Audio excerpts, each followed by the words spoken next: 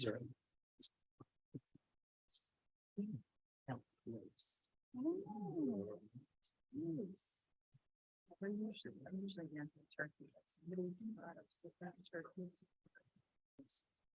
You pick that up on the way down to Vantage there somewhere on the road. Yeah. It's through there, I know. My son brought it on the airplane From Montana. Montana. Oh, it's- No, they would go out there. Is it today? Not flammable or? Oh, okay, good. not liquid. We're on. Okay. So welcome to the City of Ellensburg special session of Monday, December 5th. And we are talking floodplains today. So if the manager would like to introduce. Absolutely. So Yes. thank you, Mayor and Council. And with us tonight, we have Christina Woolman. She's a consultant that the city has been working with for several months to help us out with our floodplain mapping and management, some of our policies. And so, and also Kirk Holmes from Petite, and I believe we have Arden Thomas in the audience as well from the county's flood district. And so Christina is here tonight to actually do kind of a floodplain mapping 101 for us. Flood maps, when people start talking about FEMA and LOMERS and CLOMERS and firm maps, folks often start to glaze over and start to get disinterested. This is a highly complex and technical process. And what Christina is doing is laying some groundwork so we can all be smarter and we can understand some of the policy questions and decisions that come to us. And so I'm hoping everyone walks away with some amazing knowledge about floodplains and about how floodplains interact and are applied in Ellensburg. So with that, I would hand it over to Christina. Okay, thank you. I hope that everyone also walks away with a just basic understanding because this is complicated. And so I've tried to put together information that really just simplifies it to the basics so that when something actually comes in for you to review, a specific flood mapping project comes in for you, that you can remember back and say, oh yeah, I remember learning about that. So as I was thinking about how to present this information, I had to kept going back. Well, first they need to know about this, and then they need to understand that. And so that took me to the very beginning. So I'm going to start my presentation and we're going to go over just some real basics about starting with what are flood maps and how do we use them and why they're important and topics like that. Do you need help sharing? I will try to do this. Oops. She's a pro.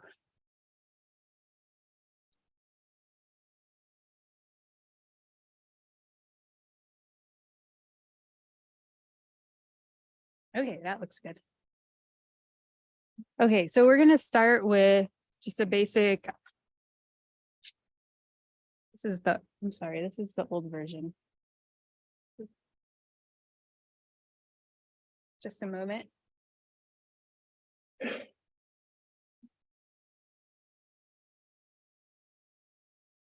you have the new? minute to put it in there? So Okay.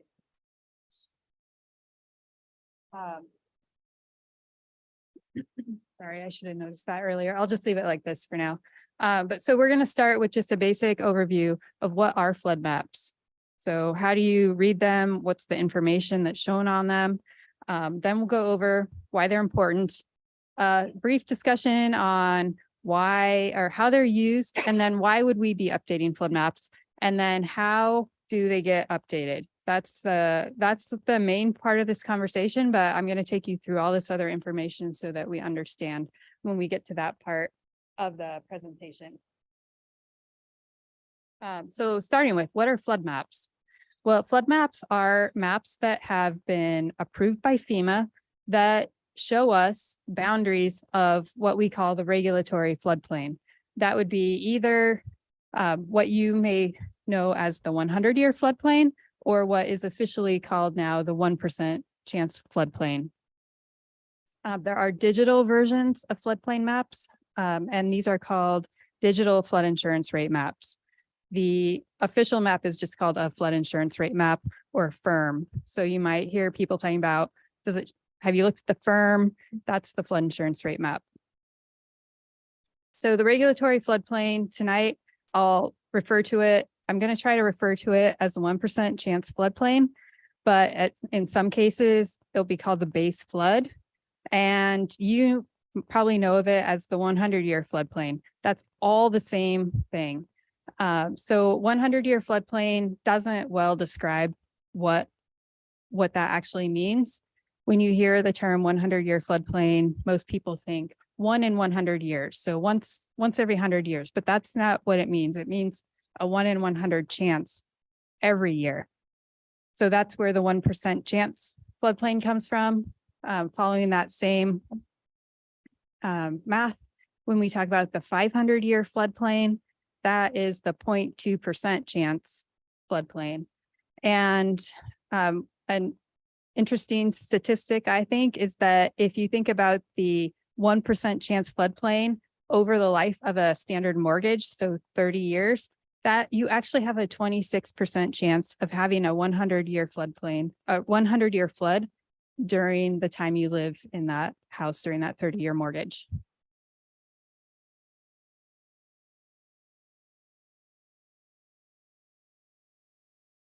So this slide shows two flood insurance rate maps, and they're the exact same, but they're in a different format. The one on the left is the paper version. So that's just what we would call the flood insurance rate map.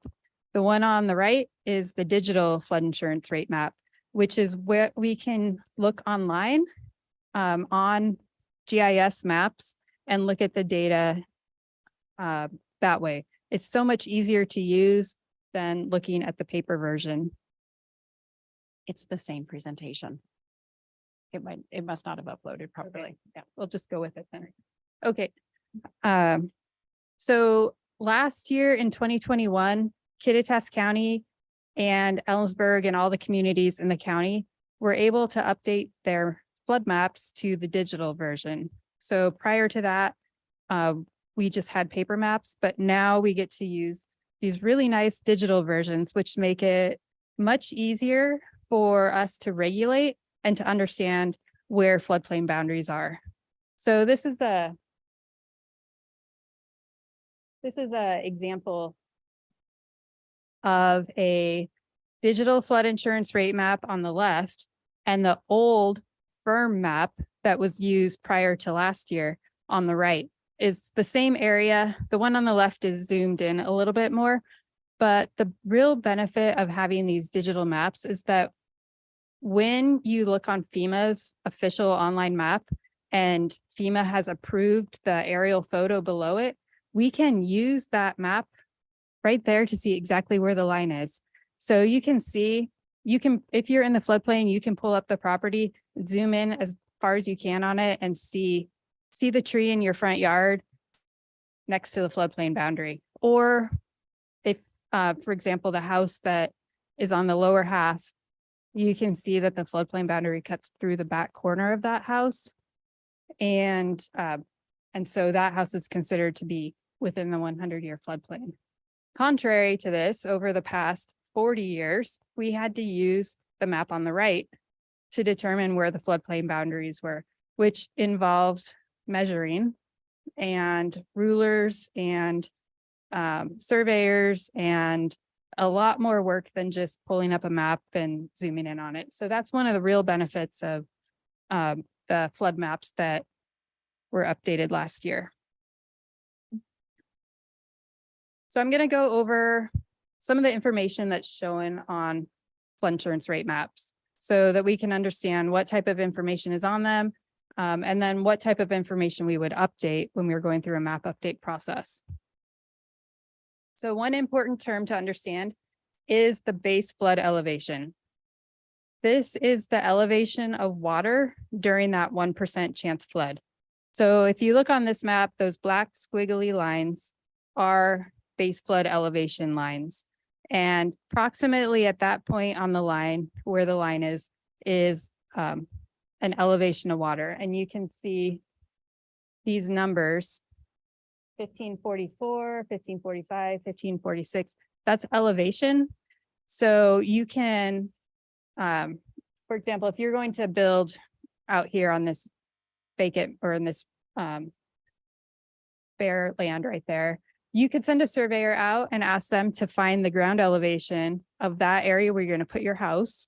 And let's say the surveyor said the elevation there was 1540. Then we can look on the map and see that the base flood elevation is about 1546. And that tells you that during that 1% chance flood, you're going to have 6 feet of water, standing water on your property. And that helps us to know how to protect your structure. And it regulates or helps us to regulate the way that your structures are built, which I'll go into a little bit more detail here later in the presentation. The flood maps also show the boundaries of the floodplain. So that's this white line, and the blue area is that 1% chance floodplain. And then in the middle is this area with the red stripes. This is called the floodway. And in Ellensburg, I think there's only 2 watercourses that have a floodway, Yakima River, and then this one is Courier Creek, right on city limits. A floodway is a highly regulated part of that 1% chance floodplain. It's generally found right in the middle. So it'll be the main channel of the river or the stream and the edges surrounding it. And it is designated as an area that needs to be protected and preserved in order to ensure that the base flood, so that the floodwaters can continue to flow unrestricted. And the idea being that you don't want to put structures or obstructions in that area because it will cause water to back up or divert it. It's also one of the more dangerous places in the floodplain because the water flows at high velocity. It might have logs or other debris flowing at a fast rate down the creek. And for that reason, in Washington state, we can't put residential structures in the floodway. And if you want to put anything else into the floodway, you have to do a flood study that proves you're not affecting adjacent lands. So in Ellensburg, not too big of an issue. Bigger issue out in the county when you have more water courses, the Yakima River, really wide floodways in some areas. But we don't need to worry about that too much in Ellensburg. I forgot that I had these arrows anyway, pointing to the base flood elevation, pointing to the floodway. Okay, so the flood map also shows different types of flood zones. And there's primarily the flood zone that we have in Ellensburg is, or actually the only floodplain we have in Ellensburg would be the A zones. And there's 3 different types of those A zones, A, AE, AO. I'll go over those next. These are considered the high risk areas. These are the 1% chance floodplain. There's also V zones, which we don't have here. They're only in coastal areas, but that's also a really high risk flood zone. Then there's moderate to low risk flood zones. These are zone X, shaded or unshaded. I'll show you what these look like on the map. Okay, so this is down south end of town. Canyon Road is on the right. This has 3 different A zones in this area. So the first one that I'm pointing at is a zone A. We call it approximate zone A to differentiate it because these are floodplains that have approximate boundaries and they don't have base flood elevations. These are hard floodplains to regulate in because you don't have a lot of information and they're often inaccurate because they're approximated. In some areas, they've just made them really wide. In some areas, you can tell they did some sort of analysis on them, but they're just hard to regulate. We have some minimum standards that we require people to construct to, but it's just easier if you know what the base flood elevation is. Then there is zone AE. That's the 1% chance floodplain with a base flood elevation. These floodplains have been studied. There's a very detailed study that has been conducted that has given us this information about the flood boundaries and the base flood elevations and determine where that floodway would be located if there is one. And then the third A zone is zone AO. And this is a floodplain we associate with shallow flooding or ponding. So in this case, this zone AO is an area located between Canyon Road and the railroad. And it's just going to fill with water. And they've in these zones, they designate a depth instead of a base flood elevation. So for this one, it's hard to read on there because it's so small, but it says zone AO depth 1. So that means there's going to be 1 foot of water. This water is probably just going to fill in that area and just sit there like a big puddle, especially in this small area. It could be groundwater that comes up as the ground gets saturated and groundwater comes up, or it could be runoff, or it's zone AOs are also associated with alluvial fans as water kind of just spreads out and goes everywhere.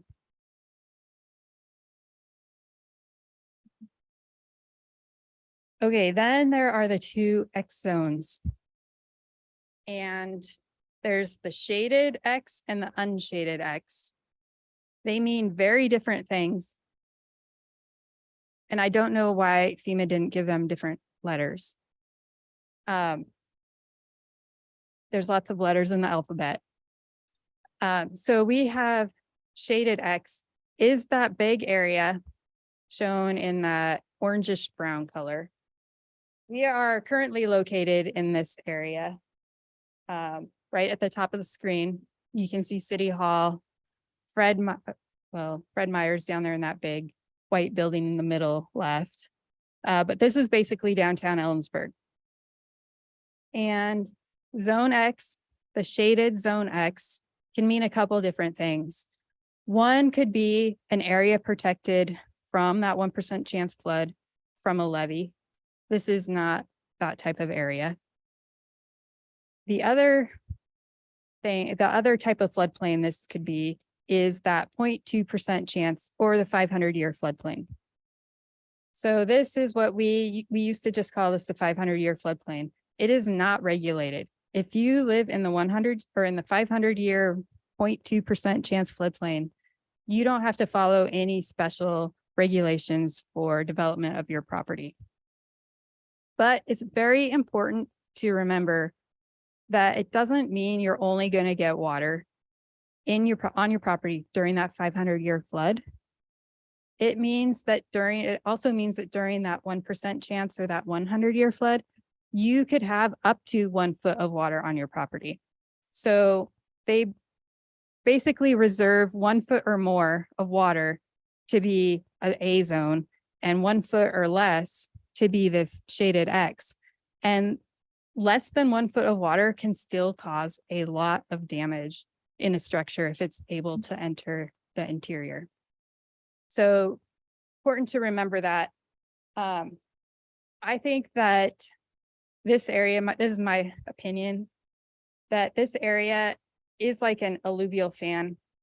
When water comes, because the 500-year starts at city limits, there's a zone A, and then it ends at the north of town at city limits, and then it turns into 500-year.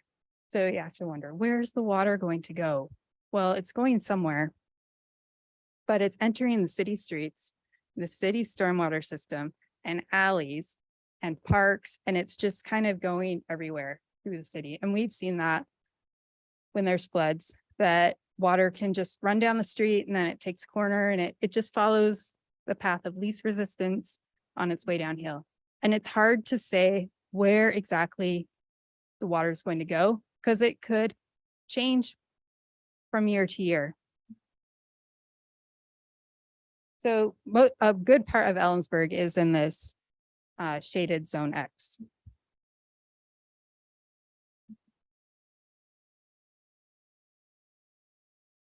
Okay, I forgot to mention that the unshaded zone X means that you're not in the 500-year floodplain. You're not in a designated, any sort of designated floodplain. This is considered low risk, the low risk area.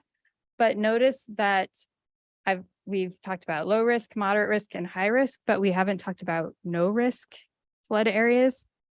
And also important to remember that these are just lines drawn on a map. Floodwaters don't stay within these lines. And depending on which statistic you look at, 20 to 40% of flood insurance policy claims are from outside of that 100-year floodplain. So they are in the zone X or the unshaded or the shaded zone X. Up to almost half of flood claims. So there's always a risk of flooding everywhere you are. Okay, almost done with this part. So there's a report called the Flood Insurance Study. This accompanies the flood insurance rate maps. This describes how the study was conducted and provides a lot of really detailed information that helps us read and interpret those flood insurance rate maps.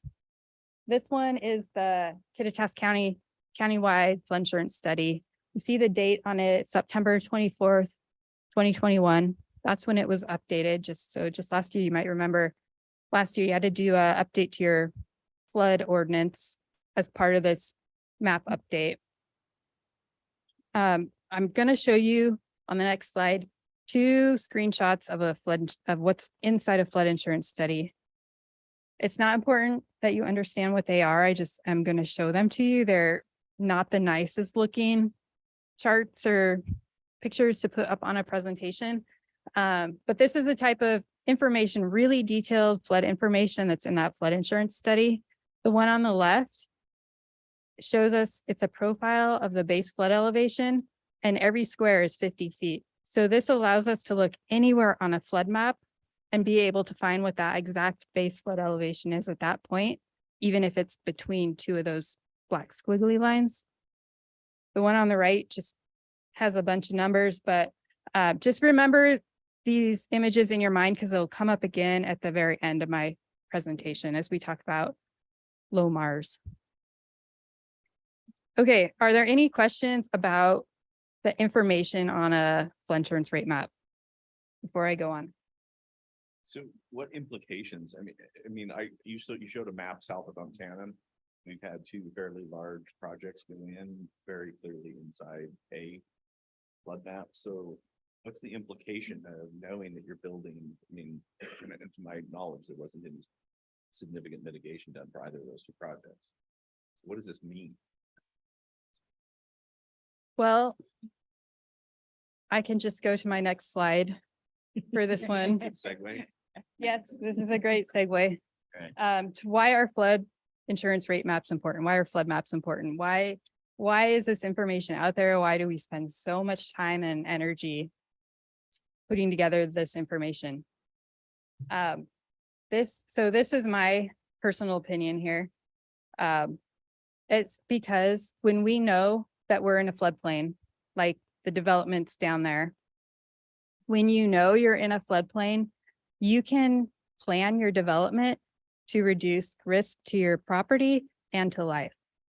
And as a floodplain manager, I think that way differently than developers, because developers don't always want to take voluntary measures to reduce the risk to their property if they don't have to because code doesn't require it. So implications of that for those specific property owners would be, of course, future flooding. But if they are constructed according to current regulations, they should have some protection from flood. even if the flood is worse than what the maps show, or they should have some protection. But then there is that big picture of when you fill in that entire area, what does that mean? And that is where flood map updates come into play if you have the resources to do them. So, look, I've got a little bit on that later on. Were there any other questions on the flood maps before I go on?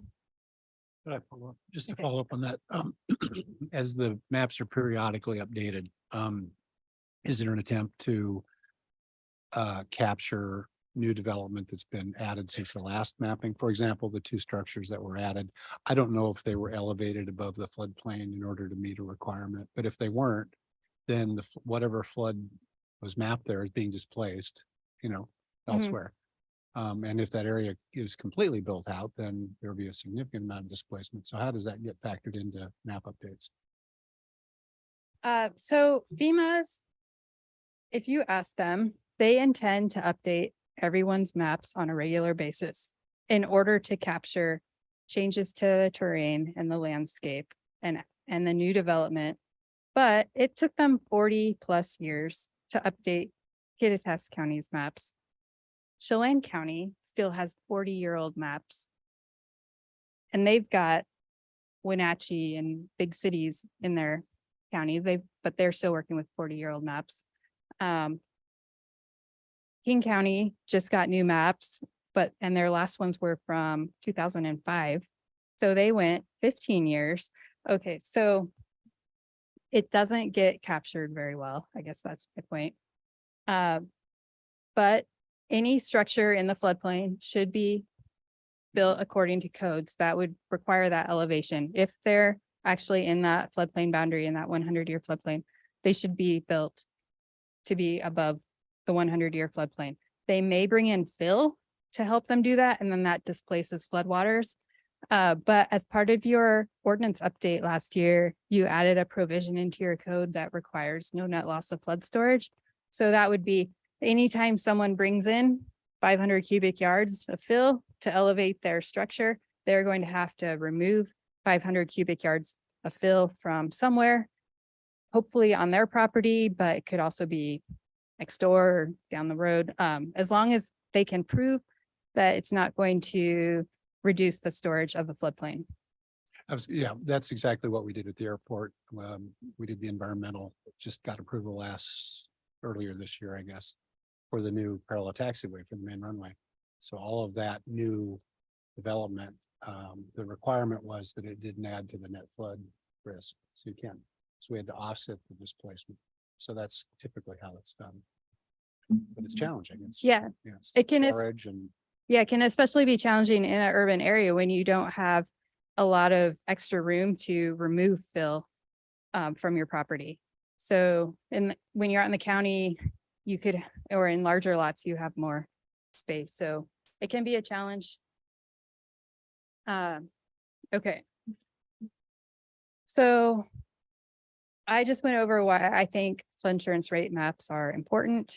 They help us reduce risk and loss of life, potential for loss of life. But they're also important because they help regulate and identify who is required to purchase flood insurance. So this is your PSA for the night. So a reminder, homeowners insurance does not cover flood damage. So if you do not have flood insurance and your home is damaged by flooding, which doesn't have to be a major citywide flood, it could be irrigation water running down the street that goes into your basement, which happens here in Kittitas County because we have a lot of irrigation water and creeks, or it could be you and your neighbor that experience flooding. It doesn't have to be anything big. Your homeowner's insurance is not going to pay for that. And then because it's not a big presidential disaster declaration, you're not going to get any help from FEMA.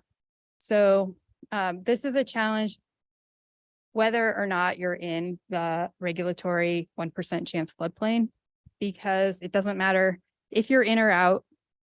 homeowners insurance still isn't gonna pay for flood damage. But anyone can purchase flood insurance. There's obviously a cost to it, but if you're in a high risk area, it could be a real big benefit. People often talk about how FEMA is going to come help after a flood. And so I have a couple numbers here that show FEMA's not going to really help you very much. This is if there's a presidential disaster declaration, FEMA could give you a grant. If you don't have flood insurance and you have damage to your property, they could give you a grant of up to $36,000. But the average payout's only $5,000. So that's not going to go very far for helping you repair your home. If you have more damage than what you get in funds from FEMA, you have the option to take out a grant or a loan. That should say loan on there. A small business association loan that is low interest. And so you're going to end up paying for it one way or another. That's the benefit of having flood insurance. In Ellensburg, as of August of this year, the city has 86 active flood insurance policies. And these are policies through FEMA, through the National Flood Insurance Program. A couple years ago, the federal regulations, federal laws changed and allowed private flood insurance providers to come in and perform the same role as FEMA. And so we don't have any information about how many of those policies are out there. There's a lack of information nowadays when it comes to flood insurance. So, but we do know that 86 policies are in Ellensburg through the National Flood Insurance Program, and that their premium averages $946 a year, totaling almost $81,000 a year that's paid just to the National Flood Insurance Program for flood insurance. We also don't know what zone these policies are in because FEMA doesn't track that anymore. So we don't know if they're in the 1% chance floodplain or the 0.2% chance floodplain or in the unshaded X zone. We don't know where they're at. But I do know that as of 2018, there are 160 structures in the floodplain. So all I can say is that you have a lot of structures in the floodplain that don't appear to have flood insurance.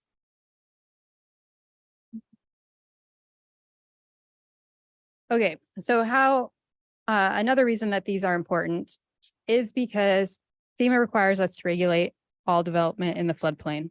So that's Jamie's job, is to regulate and issue permits and review and allow floodplain development in the floodplain that complies with the city's regulations. Development is a very broad definition according to FEMA. So this is the FEMA definition of development. It is any change that you make to your property, including but not limited to buildings, mining, dredging, filling, grading, paving, excavation, and storage. So, and that's not long-term storage, that's also temporary storage. So if you are doing a project in the floodplain, like putting a new bridge in on Dollarway Road, which I actually haven't walked down there to see the project, but if you're parking a tractor in the floodplain overnight, you are supposed to get a flood permit for that. So it's anything. A couple of years ago, FEMA had to define what development does not mean. And it's very limited. It's basically maintenance. So you can do your yard work. The public works, they can go fill potholes. They could even do a grind and overlay where they remove the same amount of asphalt as they put back down so that there's no change in the road elevation. So there's just not a lot that you can do. When the city reviews floodplain development, they regulate according to city code, and city code requires several structural requirements that protect, reduce risks. So like on the left, we've got our HVAC system elevated above the ground. In the middle, top middle, we've got a shed with flood openings in the bottom that allow water to flow through so that you don't have that water pressure on the outside that might collapse it. On the top right, we've got a structure elevated on fill, one elevated on the crawl space, one elevated on piers. We've got water heater elevated in the garage. Then that second to left, the one with the 2 doors, that's a commercial structure. Commercial structures are different. They don't have to be elevated. Well, they can be protected by things like floodgates, where we put them in front of the doors. When we know a flood's coming, we would put those floodgates up that keep the water from entering the building. So there's just all sorts of different methods of protection, but the city, county, uses these maps to help determine what type of protection needs to happen. Okay, so finally into the flood map update part of the presentation. This is the last section. So I had added a slide right before this that asks the question, why are flood maps updated? And there are several reasons. We've talked about some of them. When you have new development or changes, that the idea that you take an old map and you should update it frequently so that you can keep up with those changes that are happening in your community. Sometimes changes don't actually result in, or map updates don't actually result in changes to your flood maps. That is what happened in Ellensburg in 2021. So last year, there's what we call a physical map update. And this is a FEMA initiated map update where they come into different communities and they decide to map. Generally, nowadays, they do a countywide update. So they update the whole county. It could be just one area of the county. In that 2021 update, Ellensburg's floodplains didn't change at all. There was no change to it. The only change is it went from a paper map to a digital map. So we were able to look at it on FEMA's website and use that benefit of the digital flood insurance rate map. There were a couple other changes to the datum that helps determine what the elevation is, which it didn't make any difference. If the water was going to be up to this table in 2020, if the water was up to the top of this table in 1981, it was up to this top of the table in 2021 also. So it's still here. There's no change to anything in Ellensburg's maps. There were some changes out in the county, especially on some of the bigger creeks. But that was a physical map update, a flood insurance study revision initiated by FEMA. So with all of the development that's occurred in 41 years and all of the work that particularly we've done in West Ellensburg to shield it, no changes in the FEMA flood study map. Correct. So did they actually do a study or did they just digitize? They just digitized it. What the 1980 maps? Yeah. In Ellensburg. Yep. They just digitized it.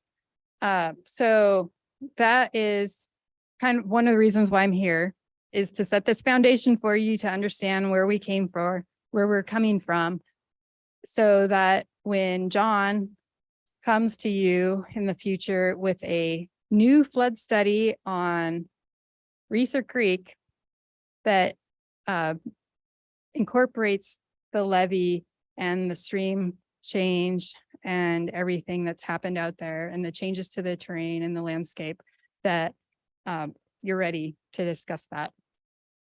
So we have got the physical map revision, like what happened last year. There's also what's called a LOMAR or a CLOMAR. You might hear those terms thrown around. There's LOMAR is letter of map revision and CLOMAR is a conditional letter of map revision.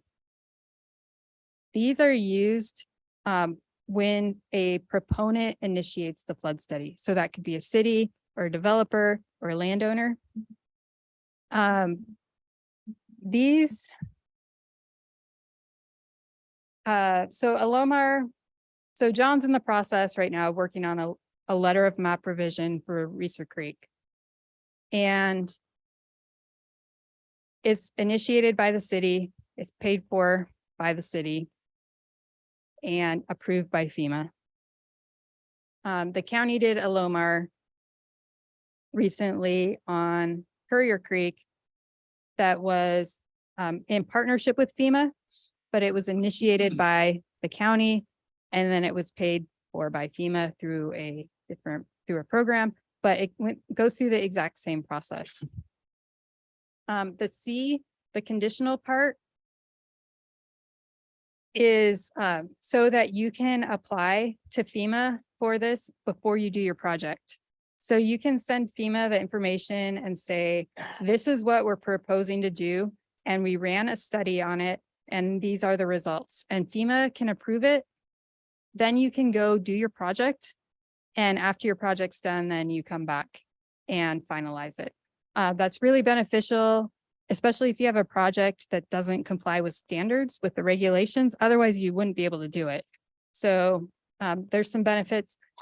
Another type of map update process is called a LOMA or a CLOMA. And this is a letter of map amendment. And this is most commonly used when you're inadvertently included in the floodplain.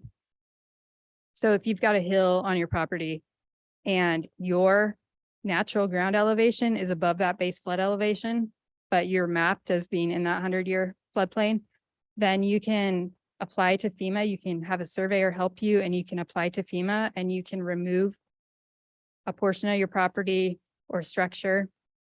So this is really beneficial for a lot of property owners, especially on the older maps that are not very accurate. Okay, so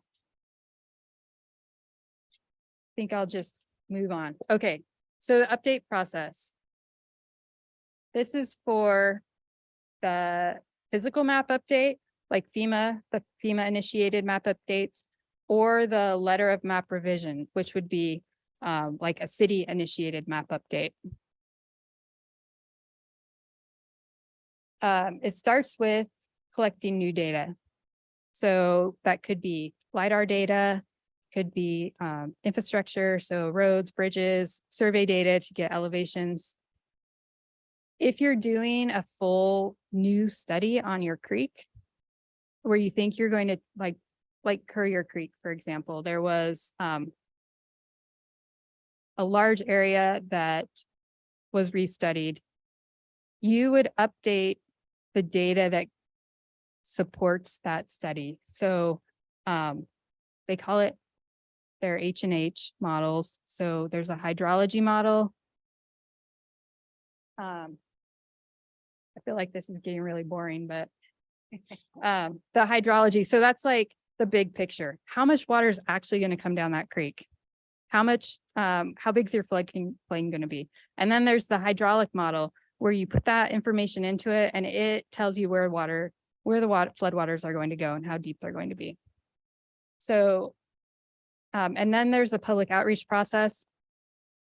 If your boundaries are increasing, getting larger, your floodplain's getting larger, your base flood elevation is going up, you have to go through that process. So I've got just a screenshot here out in my Nastash area, just to kind of take you through flood update process of what this looks like. This is like, I'm just considering this to be like 1970s data. Basic survey data. It's not very detailed. And it doesn't give you a lot of information about where floodplain boundaries might be. This is today's data. This is LiDAR. Survey data collected from an airplane, shoots lasers to the ground. It's very detailed. You can see where all of those old creek channels are that maybe they haven't had water in them for 100 years, but you can still see them in the terrain. Christina, I'm just gonna say you have 5, maybe 10 minutes Yep, at most. I know. Okay. I'm almost done. We can go from, I'll skip that. So we can go from a map that looks like this, where there's a basic floodplain that follows the creek, to something that looks like this, that is much more detailed. And you can see in the LiDAR, you can see where that water should be. You can see why that floodplain is in that area.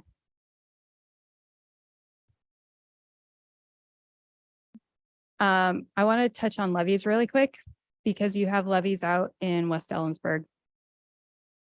FEMA accredited levees, or only FEMA accredited levees, provide protection. Only FEMA accredited levees are shown as flood maps as providing protection. So if it's not a FEMA accredited levee, the map will act like it's not even there. It will just kind of erase it and the floodwaters will go right past it. But FEMA accredited levees are shown as like this striped here. This is zone X protected if they meet a large amount of criteria. So 3 feet above base flood elevation, lots of engineering, lots of proof of how you're going to operate and maintain it. And in this photo, what you can't see is that there are hundreds and hundreds of houses underneath that floodplain. And these houses don't have to purchase flood insurance. They don't have to be constructed to be protected from future flooding. That would be the reason why FEMA is so strict on the levees. If you've heard any discussions about the Reeser Creek levee and whether it should be FEMA accredited or not, it's a big effort to get there, but can provide a lot of benefit. But just the idea that you don't have to do anything to protect these houses from flooding. But that levee has to be maintained forever for the whole future of that area. And I just also note that the only time that you have to do a code update for a flood map revision is when it's this physical map update and the flood insurance study is updated. So FEMA will issue an approval that's effective in 6 months. So this is what you went through last year. FEMA says, we've approved these maps, they're effective in 6 months. And then they came to you and said, and you have to update your code. If you don't update your code in 6 months, we're gonna suspend you. And they advertise this in the paper. They have a 90-day appeal period where you can submit information to prove that they are wrong. Not just anecdotal information, but actual real information. And then you have to update your code. If you aren't doing a physical map update, you're just doing a LOMAR, you don't have to. You just get new drawings. So this takes you back to that flood insurance study that I showed you earlier. You can see the red here showing where changes have been made, this black line around the map showing where changes have been made, and another red line over here. So this is it. They issue a packet of paper. Now it's digital also, so it'll be updated. You can put it in the map, but this does not require a code update. So that took me right up to 2 minutes left. So is there any questions that I can answer in the next 2 minutes? One, Okay. connect a couple of dots. Earlier you cited the number of flood insurance policies within Ellensburg. I assume they were within Ellensburg, not just Hess The County. city of Ellensburg. Yeah. So if we go back to the fact that the city did not sign the FEMA maps, is that accurate? The way whatever the process was, we didn't endorse those maps. Is that accurate? So there hasn't been any changes made to the flood maps on that Whiskey Creek project. That project is still just being worked on. So the only changes that have been made to your maps were what FEMA made last year and proposed and which went into effect in 2021. But no other changes have gone into effect since then. So the city didn't have any action when those went into effect in 2021?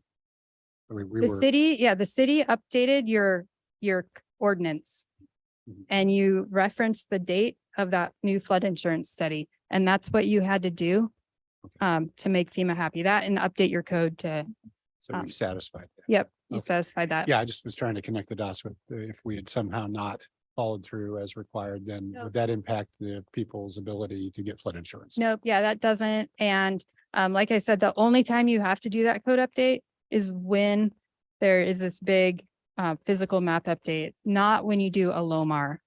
So what's being proposed out on Dollarway Road that is in process right now, so you'll see that in the future. You don't have to do a map or a code update for that. It's just that's because you have to sign, the city has to sign an acknowledgement form to say that you accept that you approve of that application.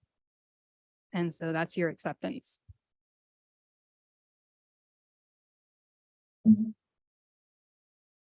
Thank you, Christina. I have some questions, but I will hold them in the interest of time and switching to our next meeting. Appreciate your being here, and I guess we're gonna hear more about flooding as things are brought to us from staff. Levies and things, and so. Thank you. Okay. So we will break until 7 p.m. when we will start